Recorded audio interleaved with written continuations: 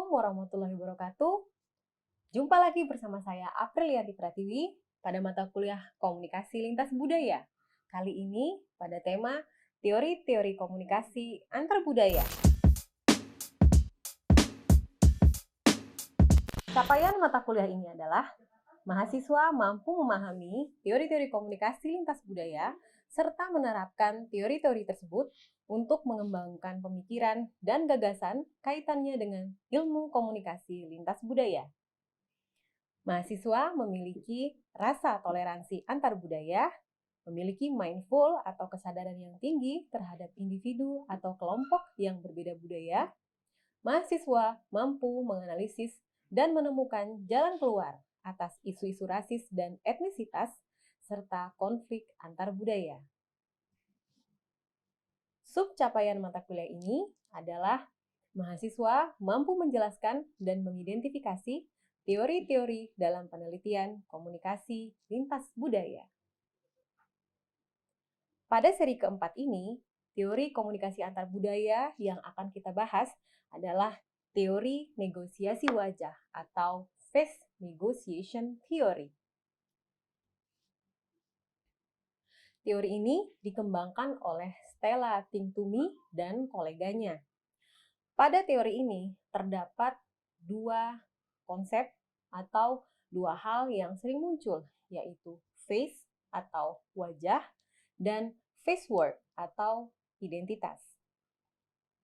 Wajah atau face adalah metafora dari gambaran diri yang Anda ingin tunjukkan kepada orang lain. Sedangkan identitas atau face word merupakan konstruksi dan komunikasi wajah itu sendiri.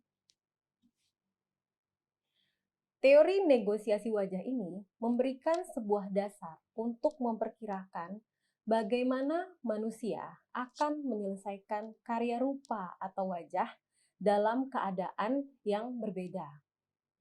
Wajah atau rupa mengacu pada citra diri seseorang di hadapan orang lain. Hal ini melibatkan rasa hormat, kehormatan, status, koneksi, kesetiaan, dan nilai-nilai lain yang serupa. Karya rupa adalah perilaku komunikasi manusia yang digunakan untuk membangun dan melindungi rupa mereka, serta untuk melindungi, membangun, atau mengancam rupa orang lain. Sederhananya begini, face negotiation itu dapat diartikan sebagai sebuah cara untuk memperkirakan bagaimana orang lain melakukan kerja wajah ketika dihadapkan dalam sebuah atau berbagai budaya yang berbeda. Wajah, muka, atau face tadi didefinisikan sebagai image diri seorang di mata orang lain. Contoh gampangnya adalah ketika Anda mau melakukan interview kerja, pasti Anda akan menampilkan wajah Anda yang terbaik, sebaik-baiknya, dengan berpakaian rapi, attitude yang baik, supaya di mata orang yang mewawancari Anda itu, Anda akan dianggap baik. Nah, kira-kira seperti itu sederhananya. Dalam teori ini, terdapat dua variabel budaya. Yang pertama adalah individualisme dan kolektivisme. Lalu, selanjutnya adalah jarak kekuasaan atau power distance. Kedua hal ini yang dapat menentukan bagaimana face negotiation tersebut akan dapat berlaku. Orang dalam berbagai budaya, dalam segala bentuk situasi komunikasi, akan selalu mencoba menjaga muka mereka. Namun, gaya dan kepedulian terhadap perilaku penyelamatan muka bisa berbeda di setiap budaya, baik secara verbal maupun nonverbal. Misalnya nih, orang dari Jerman misalnya, mereka menggunakan strategi konfrontasi jika muka mereka terancam. Sedangkan orang Jepang cenderung ingin meminimalisir konflik dan mengakomodasinya.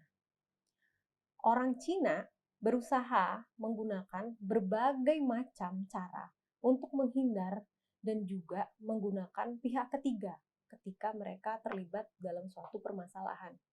Sedangkan orang Amerika cenderung mengekspresikan mukanya sesuai dengan perasaan yang dirasakan pada saat konflik. Dengan melihat contoh kasus tadi, dapat disimpulkan bahwa individualisme dan kolektivisme dapat menentukan bagaimana suatu kelompok masyarakat dalam menentukan phase negotiation tadi. Untuk orang-orang Jerman dan orang Amerika yang memiliki budaya individualisme, mereka akan cenderung lebih terbuka dalam mengekspresikan wajah mereka di hadapan lawan bicara.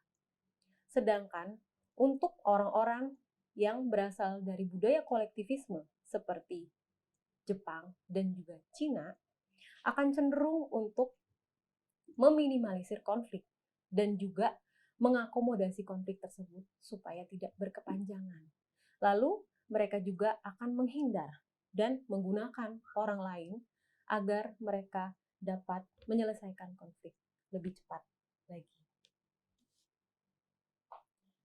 Ada contoh lain yang dapat saya berikan. Misalnya, ada orang Batak dan orang Jawa. Dalam menghadapi sebuah masalah, orang Jawa dan orang Batak ini cenderung memiliki phase negotiation yang berbeda. Orang Batak akan mempertahankan argumen mereka serta menampilkan raut wajah yang keras dan bersikukuh untuk mempertahankan argumennya. Sedangkan untuk orang Jawa, biasanya mereka akan lebih memikirkan pendapat kelompoknya dan juga melihat orang-orang di sekelilingnya sehingga raut wajahnya itu akan nampak biasa saja dan terkesan kalem dan tenang dalam menghadapi suatu situasi dan kondisi. Demikian teori kali ini, phase negotiation theory. Semoga bermanfaat. Terima kasih. Wassalamualaikum warahmatullahi wabarakatuh.